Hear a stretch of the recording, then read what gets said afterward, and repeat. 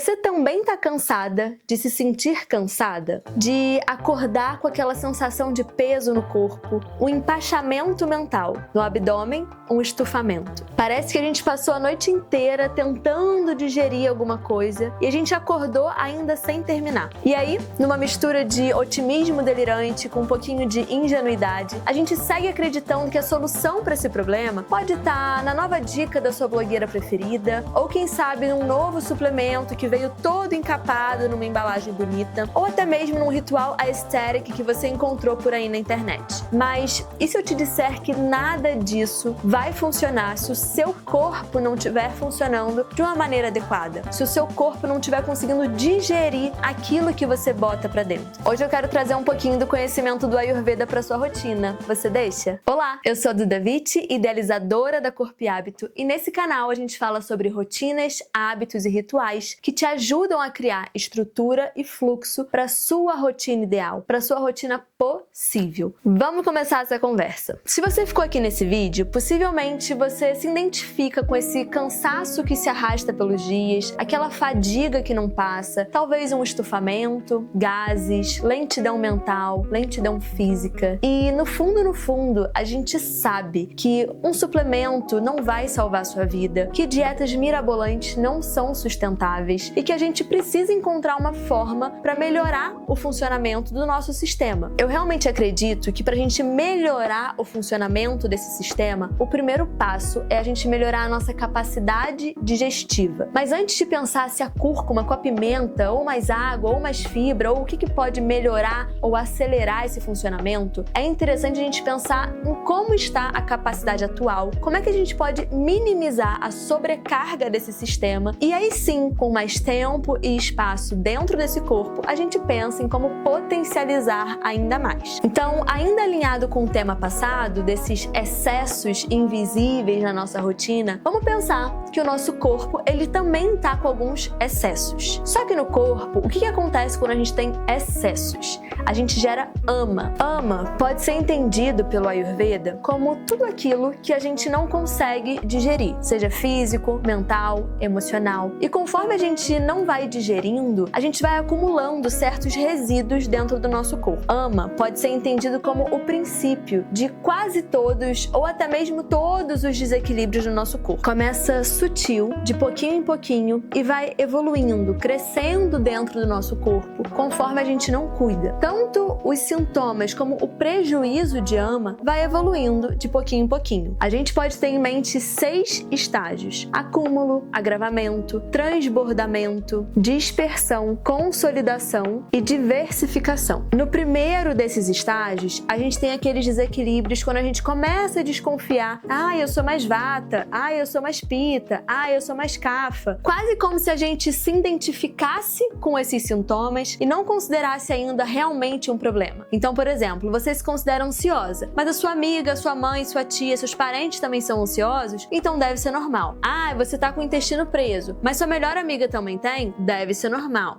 Você se sente meio irritada, nervosa, com muita fome, pouca fome, mas as pessoas do seu meio também se sentem assim, então deve ser normal. Mas isso não é normal. Isso só tá esperando você cuidar ou não cuidar para saber se isso vai sair do seu corpo ou se você vai agravar de pouquinho em pouquinho. Às vezes, o que começa como uma ansiedade pode virar uma questão de pele, conforme for evoluindo. Às vezes, uma questão emocional, uma gastrite, pode ao longo do tempo virar alguma questão no seu órgão reprodutivo e assim por diante. Vamos pensar então em alguns hábitos, comportamentos que podem fazer com que você esteja acumulando ama dentro do seu corpo. Comer em excesso ou antes da sua última refeição ter sido 100% digerida, ter uma dieta pesada ou com combinações inadequadas, comer se sentindo estressada, triste, ansiosa ou distraída pode fazer com que você acumule ama. Sedentarismo, falta de circulação, sono irregular, dormir logo após comer, uso excessivo de remédios ou de álcool, tudo isso pode sim acumular ama no seu corpo. Tem várias formas de a gente tentar minimizar esse acúmulo de ama, mas eu acredito que pausas inteligentes, tempo pro corpo, talvez seja a principal ferramenta. A partir disso, você pode ir trazendo outras técnicas, mas se você fizer outras técnicas sem essa pausa inteligente, as coisas não vão funcionar bem. Inclusive, talvez você esteja fazendo um monte de técnicas incríveis, só que misturadas num corpo completamente inflamado, com ama, você acaba não conseguindo extrair o melhor delas. Então vamos organizar a casa, começando por essas pausas inteligentes. Quando eu digo pausa inteligente, eu não sei o que passa na sua cabeça, mas dentro da Corpo e Hábito eu costumo falar muito sobre o jejum noturno. Eu acredito que você já deva ter escutado falar sobre jejum. Dentro do Ayurveda, a gente não fala sobre passar fome, nem nada disso. A gente fala sobre conhecer e respeitar o nosso ritmo digestivo. Se a gente quiser fazer um link com essa nutrição mais convencional, que tem o jejum intermitente, nada mais seria do que organizar janelas de período alimentado e não alimentado. Quando a gente pensa no jejum intermitente, a gente pode ter jejum de 12 horas alimentado, 12 horas em jejum. A gente pode ter um jejum de 10 horas alimentado, 14 horas em jejum. A gente pode ter um jejum de 8 horas alimentado, 16 horas em jejum. Além de dia sim, dia não, enfim, tem várias formas. Aqui, hoje, eu vou te propor um jejum de 12 horas que acontece no período noturno. Muito importante, a gente não quer tirar o café da manhã. O café da manhã é uma oportunidade maravilhosa de trazer fibra, fitoquímicos, bioativos para o seu corpo, então a gente não quer tirar essa refeição do nosso dia. Tá, nesse momento você deve estar pensando, entendi que um jejum de 12 horas é importante para o meu corpo, para o meu metabolismo, para o efeito do meu metabolismo no meu dia a dia, na minha rotina, mas eu não sei por onde começar, eu também não quero dar um susto no meu corpo. Não, você não quer dar um susto no seu corpo e eu não quero dar um susto no seu corpo, mas eu realmente quero que você saia desse estágio de contemplação, quero mudar, quero fazer, vai ser lindo se um dia eu conseguir, e que você vá para ação. Então vamos pro primeiro passo para realmente não dar susto nenhum ao nosso corpo. Coma quando estiver com fome. Agora você vai ficar mais atento aos seus estímulos de fome e saciedade. Claro que vai acontecer, de repente, de você ir num restaurante com as suas amigas, comer pizza mesmo quando não tá com tanta fome, porque é o ritualzinho de vocês, ou num evento de família. Enfim, é bem provável que você faça refeições ainda que você não esteja com fome, porque comer não é um ato só de se nutrir, é um ato social também. Então vai acontecer. O que a gente quer agora é que a gente comece a ficar mais atenta e vá percebendo e, quando possível, vá diminuindo essas refeições desnecessárias. Ou até mesmo, se você precisar fazer essas refeições, que você faça em menor quantidade. Segundo passo, pare quando estiver 80% saciada. Dentro da Ayurveda, a gente gosta de pensar o nosso estômago mais ou menos dividido em 3 partes. Uma parte de sólido, uma parte de líquido e uma parte de vazio. Claro, você não precisa se encher de líquido na refeição, mas vamos se atentar aqui principalmente ao espaço vazio. Por que ter vazio? Porque para acontecer uma boa digestão, a gente vai precisar de espaço para as coisas se moverem, para o líquido digestivo poder mexer aí dentro. Eu expliquei aqui de uma forma muito simplificada, mas o importante para você levar esse segundo passo é que a gente precisa de espaço, não só lá no final dessa digestão para você se sentir bem e leve, mas durante a refeição. Terceiro passo, deixe que o seu jantar seja a refeição mais leve do seu dia. Então você vai fazer um bom café da manhã, um bom almoço, o seu lanche da tarde pode ser super nutritivo e o seu jantar vai ser mais leve. Você pode repetir o seu almoço, mas num pratinho menor. Pode ser que você pegue as leguminosas do almoço, misture com um saladão e faça um saladão super diferente no bowl. Pode ser que você pegue um pedaço de uma quiche ou um empadão, uma torta salgada e você misture com uma salada. Você vai montar da sua forma, mas o ideal é que não seja uma refeição pesada. Quarto ponto, tenha 2 horas de intervalo entre o seu jantar e a hora de deitar. Idealmente, sem empurrar o seu sono para mais tarde. Tenta deixar o seu sono no horário que ele é e vai deixando o seu jantar cada vez mais cedo. Se você deita 10 horas, o seu jantar é 8 horas. Se você deita 11 horas, o seu jantar é até 9 horas. Ah, Duda, mas eu deito 11 e janto 8, eu tenho 3 horas de intervalo. Ótimo, maravilhoso, pode manter assim. Então vamos para o nosso quinto ponto, que talvez seja o foco principal desse vídeo. Tente ter 12 horas entre o seu jantar e o café da manhã, sem mexer no horário do café da manhã. Se o seu café da manhã acontece 7 da manhã, o seu jantar vai ser 7 da noite. Se o seu café da manhã acontece 8 da manhã, o seu jantar vai ser 8 da noite. Tá, mas se isso estiver muito difícil para você e o seu café da manhã é muito cedo, 6 da manhã, e você não consegue deixar o seu jantar 6 da tarde, você pode começar com um jejum de 10 horas. E aí você vai tentando ajustar isso aos pouquinhos. Daqui a pouco você vai ficar 10 horas e meia, meia, 11 horas em jejum, até 12 horas em jejum. Claro que a gente precisa olhar para isso de uma forma responsável. Cada pessoa tem uma necessidade. Se você é gestante ou tem alguma doença crônica ou alguma questão específica, olha para isso de uma forma mais individualizada, procura um acompanhamento, vai conhecendo ainda mais sobre o seu corpo, mas de repente é um começo. Eu acho que isso pode sim te trazer muitos benefícios. Bom, o meu objetivo nesse vídeo era realmente te introduzir um pouquinho sobre o jejum, principalmente o jejum noturno, para que a gente traga mais pausa, tempo, espaço para o nosso corpo, mas não só isso, para que a gente comece a trazer também alguns limites e contornos para nossa rotina. No próximo vídeo a gente vai falar sobre alguns limites saudáveis que a gente pode começar a trazer para o nosso cotidiano e eu espero muito que você esteja aqui nessa conversa.